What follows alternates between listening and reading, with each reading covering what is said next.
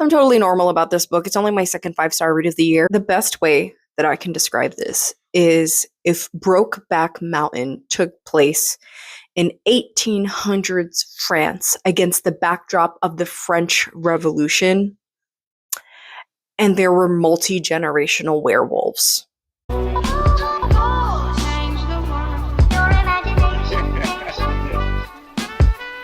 could change the world.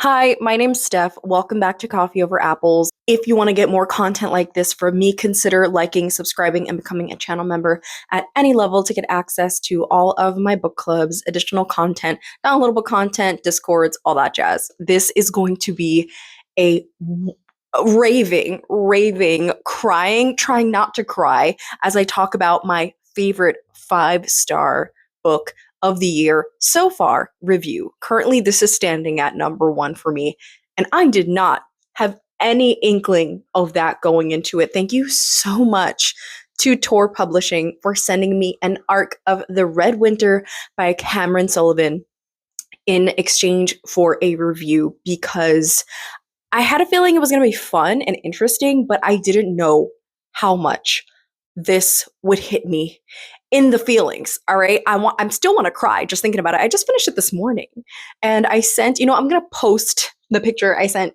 to my bestie as I was like trying to film my first TikTok thoughts about, look at me, I'm tearing right now just thinking about it. Okay, listen, it is a dark fantasy that takes place in France, majoritively.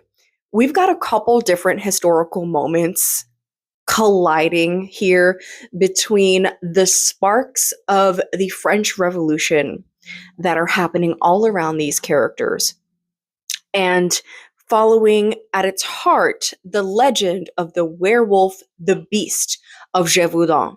Apologize if I'm not saying that correctly. I Googled it and that's what came up. So a little bit about the legend. The beast of Gévaudan, from what I understand, is a legend from like 1760s to 1770s France. While it is a legend in which like 100 people died, it was blamed to be a werewolf. Is the origination of the werewolf myth.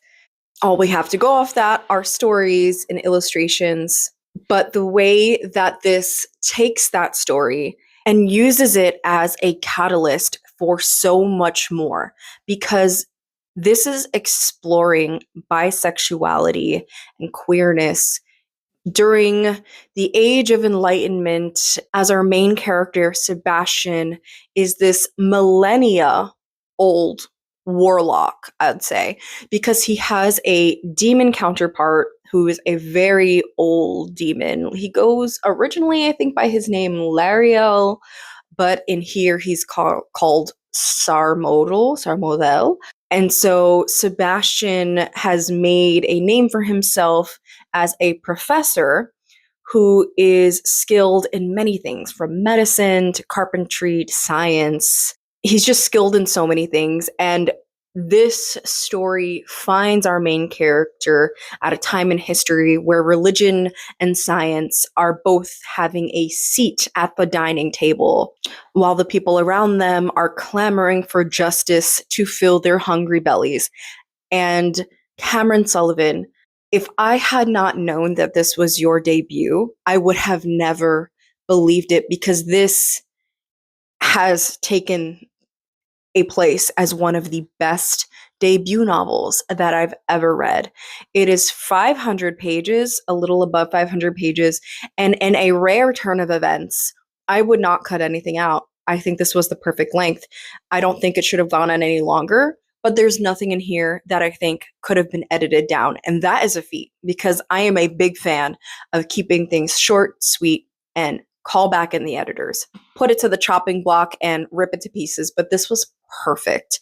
I would actually really enjoy a series with these characters. I think it was set up in such a way in which our characters can go about millennia of events throughout history, we can see how people's decisions affect the way that we think about and remember events from history.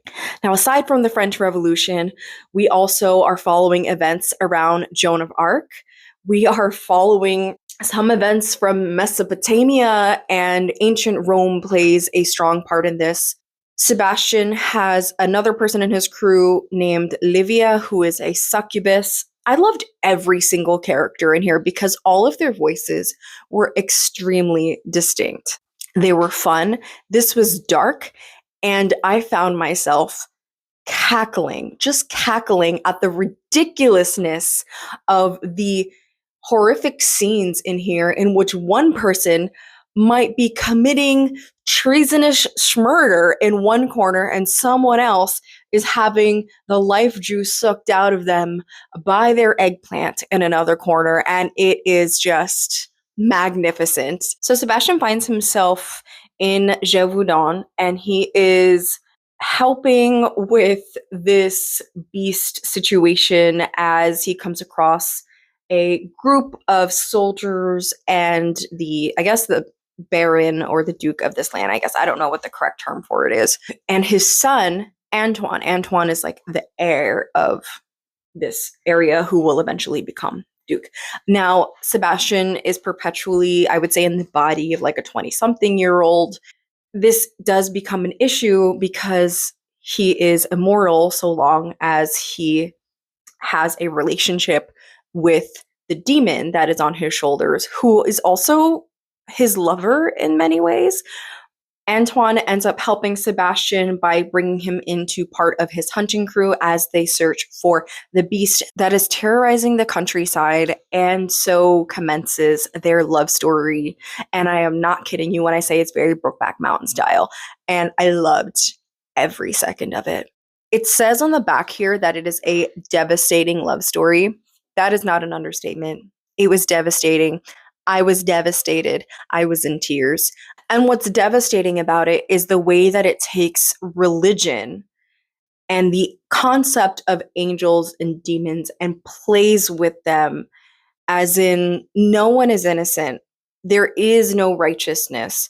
Even if we use words like the Almighty and evil, Satan and Lucifer are constantly brought up, which is also very annoying to Sarmodel, who's like, hey, listen, I'm the demon who's doing some of these things, so like, can I get some credit for it? Love him to pieces and his sarcasm. Archangel Michael is present, and all the decisions that they make cause harm to people. It's just a matter of how do people justify their actions that lead to gore and lead to pain and suffering in the name of what they believe is the greater good. While we have a heaven and a hell in this book, that doesn't necessarily delineate who is good and who is bad, which makes the decisions that Sebastian makes in the later parts of the book so much more satisfying. One of the things that I love is when I think I know how a story is going to go, and the author, writer, director, whatever, says, skirt, actually, we're not going to do that. We're going to do something completely different. Blows my hat out of the water every time, because anytime I thought I understood where this was going to go and how things were going to go down, I was proven wrong. So I tip my hat to you, Cameron Sullivan, because masterfully done. We spend so much time getting into the heads of these characters with a couple different modes of storytelling in here. We have the main story, which is told in various chapters, and these intermissions that are given from Livia's perspective. Livia is writing as, I guess you could say, as Sebastian's secretary. Livia is telling us about the events that happened in the past with Joan of Arc, other demons, sorcery, dark things that happened in order for Sebastian to get the knowledge that he needs to survive the events of the Red Winter. We know from very early on that Sebastian is going to make it out at the end of this book because we have footnotes. In the footnotes, even though the story is some sort of catalog of the events of Red Winter, the footnotes are referring to him writing this in the 21st century because he's like, hey, listen, I'm going to explain so much about the occult and dark things that happen in here. But like, if you want to know more about what I'm telling you, check out my website, Google it, ask Wikipedia, all these other things. I'm like, okay, so from the footnotes, we know that Sebastian at least makes it past Y2K. So he's going to make it out of this alive. With that being said, it then becomes, how is this a devastating love story? And everything that just happens to him and around him is terribly sad. This is gory. There's a lot of body horror in here, and one of my triggers is harm to animals. There's going to be a lot of that, especially because this is about werewolves. And so, if you know anything about werewolf lore, when they transform, there's a lot of grisly things that happen there. A stunning thing that was done here was the way that magic was explained with science, and it really plays into that idea that magic is just science that we don't understand. It brings that full circle in many different ways because nothing is left really without an answer. I would say very few things are left here without an answer. And anytime that I thought to myself, I'll put a pin in that and come back to it, he came back to it. And I was like, oh, okay, cool. So we can keep moving, and I don't feel like I need to fully suspend disbelief because he answered my question. I mean, listen, it's angels, it's demons. You're gonna have to suspend disbelief a little bit, but like, we got a reason, and that's good enough for me. Antoine is the name of Sebastian's lover, and when I tell you I wanted to scream, I mean, I technically did many times over the things that happened between Sebastian and Antoine and their relationship across this narrative because the screeches I sent in voice notes to my bestie Natalie. Sorry, bestie. I don't know if hey, sorry if your ears are bleeding because of me. Were just so lovely and upsetting because obviously two gay men could not be together in 1700s France. So it's very obvious. And again, if you watch Brokeback Mountain, like, come on, what's that movie? Like 30 years old now or something? Yeah, if you haven't watched it at this point. I mean, I'm not going to spoil anything, but like, obviously, the point is that queer men don't find happy endings. Even now, with queer rights legislation being finally put into place within the last 10 years, that we know that's not going to be a thing. So because of that, it's tragic in that way. But how we get there and what happens once they come to this resolution that something has to give is just devastating. Devastating. You know who I think is going to enjoy this? If you were a fan of The Witcher, you're going to like this because a lot of the ways I think that this dark magic is used with these creatures that crawl out of the depths of the darkness are just so beautifully illustrated in a way that is darkly delicious.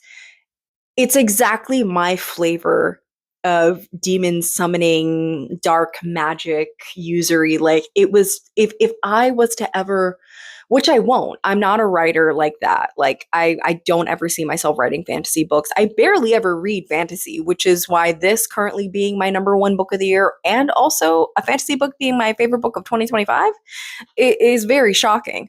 But if I was to ever write a fantasy book with demons, this would be it. This would be the way I would do it. And so I really felt like Cameron Sullivan was writing this for me. It was perfect for me. So if you read this and you know any other dark fantasy that follows this kind of aesthetic, let me know because I need more of this. I would also say part of the reason why this really worked for me is because it's a historical fiction. I personally, when it comes to fantasy, I struggle to wrap myself around a lot of world building. So because this is based in history and locale that I am familiar with, that kind of took some of the cognitive load off for me.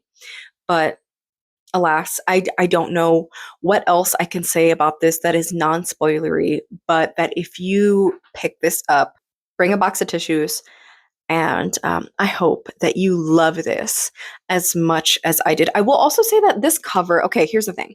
I feel like this cover could have been better. This is something that me and my bestie talked about extensively, which is like the artwork here is very pretty. And I get that it is reminiscent of the art of the beast from legends and lore. But I will say also that this cover was giving like dude bro fantasy. I feel like this cover needs a redesign to exemplify how dark, twisted, funny, and bisexual this is. It's really not giving that. So, Team at Tor, I'm not saying you did a bad job. I'm just saying we could do a better job. But again, thank you, Tor, for giving this to me because truly, truly, once again, they have sent me something that is most likely going to be in my top 10 books of the year. Anyway, if you made it this far, drop a wolf emoji or a dog emoji. Oh, there's a lot of dogs in here, and bad things happen to dogs. So if you like dogs, warning. I post videos whenever I feel like it. Thanks for watching. Mwah. Bye. Thank you, Mr. Wonka.